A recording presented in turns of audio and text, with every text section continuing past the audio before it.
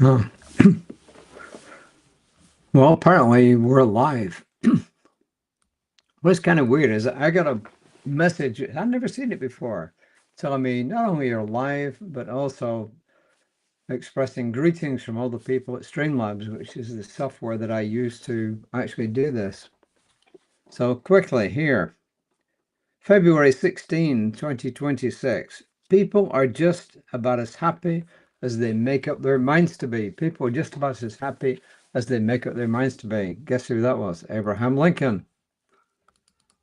And the first quote is from Trista Harris. Did not get a chance to look her up. Future Good. How to use futurism to save the world. Within the context of possibility exists in the mystery. And Trista says the future is not out of our control. It is determined by the choices that we make today. When it comes to the future, we don't have a resource gap or a good idea gap. We have a belief gap. So there you are. And Ernest Holmes, a bit more convoluted in the Science of Mind textbook, page 402, paragraph 3 says, the law knows us only as we first know ourselves. We make up its mind because its mind is subjective. I'll explain this in a minute. The spirit controls the law. This is the great mystery, the limitless wonder of the universe, that which out of nothing can make something, but its nothing is really the substance of something. Okay, so what is Holmes saying? Holmes is saying that the subjective aspect of the divine accepts thoughts and feelings put into it and produces whatever those thoughts and feelings are. It doesn't make decisions regarding whether those thoughts and feelings are good, bad, or indifferent. It doesn't have the ability to actually do that. The conscious aspects of the divine, which in this case is represented by us, because we're consciously doing this, puts this stuff in there, and he calls it the law, the universal subjective, if you like, has no choice but to give back what it gets. It can pick different ways on how it does it, but it doesn't have the ability to reason and say, well, I don't think that's a good idea, we'll change that. I don't think that's a good idea, we'll change that.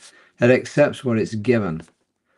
But if you give it choices, then it's able to work within those choices. So if you say, I want a house like this, it's got the latitude to do that. But if you say, I want this house, well, it can try and give you that house, but it might be disastrous results. But you know what I mean, okay?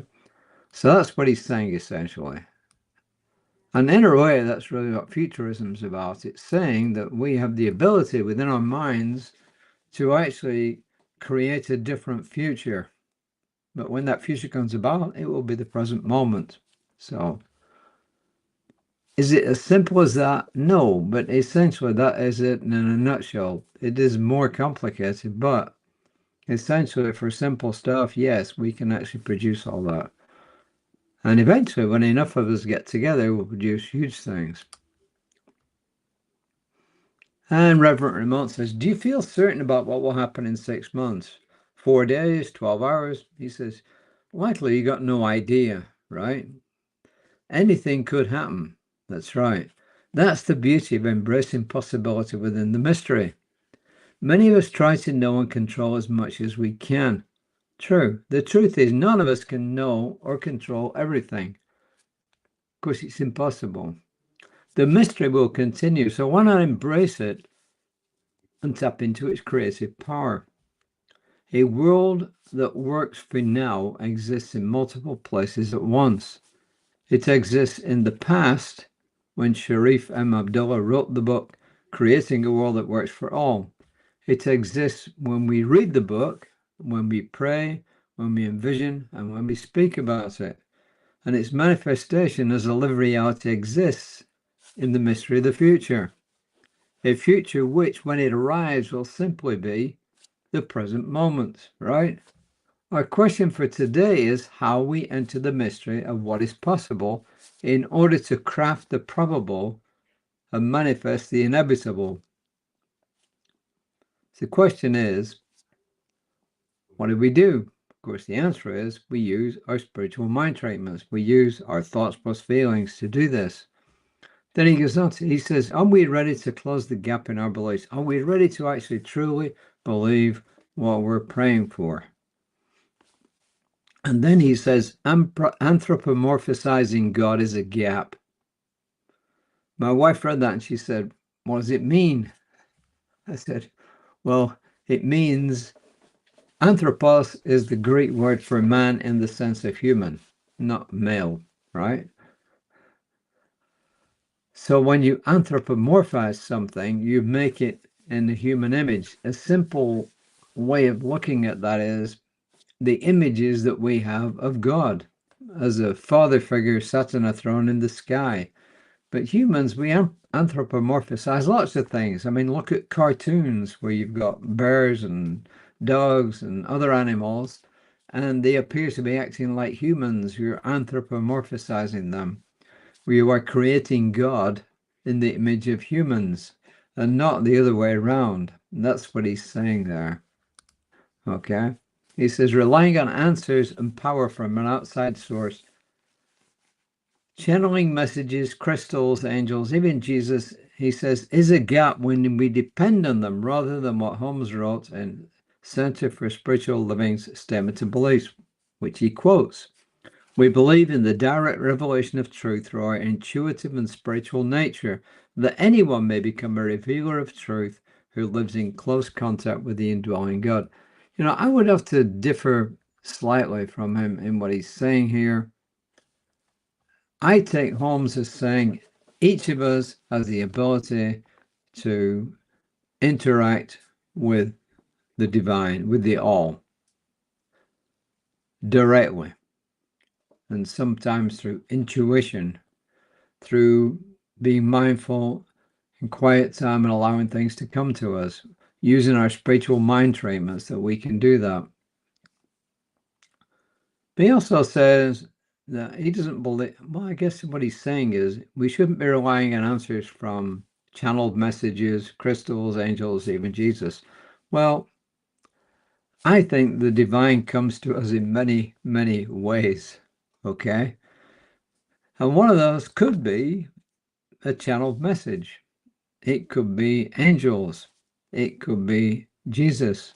A friend of mine who's now unknown says she had a direct experience of a mystical experience that was Jesus telling her to change her ways, you know? I mean, she's not, how shall I say, she's a very down-to-earth person, you know? She likes to drink and so on, you know? But, so I think there's many ways that the divine can come to us. I think we should be open. But Holmes says we can do it directly. We have the ability to communicate directly with Source. And that, I would say, is absolute fact. So anyway, slight difference of opinion with our writer today, but we all see the world differently, right? But the main thing is the divine is all there is. We are expressions of the divine. We can use the power of the divine flowing through us now to create the future. So that's the message for today.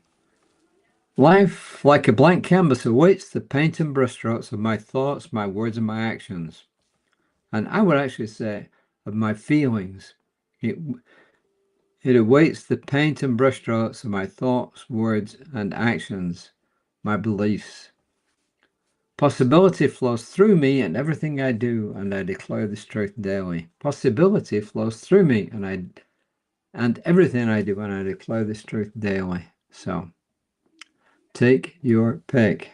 So we just had a wonderful class, start of Bible Wisdom by Rev Dr Jesse Jennings. It began today. You can still join next week. It's an 8 week or 10 weeks. I think it's 8 weeks. Anyway, you can still join. If you want any more information, you can either drop me a text or send a message to info@creativelife.org. And speaking of creativelife.org, on the Facebook page tomorrow, you'll see Reverend Lisa Ryan at 9:15. You'll also see all the recordings for the past several weeks. And if you go to YouTube, same channel, then you'll get recordings from way back when. So it is late. I am off, and I will see you all tomorrow. My prayer for everyone is a wonderful night's rest whenever that comes. And I claim this is truth. Release it into a divine law that always says yes. And so it is. Namaste.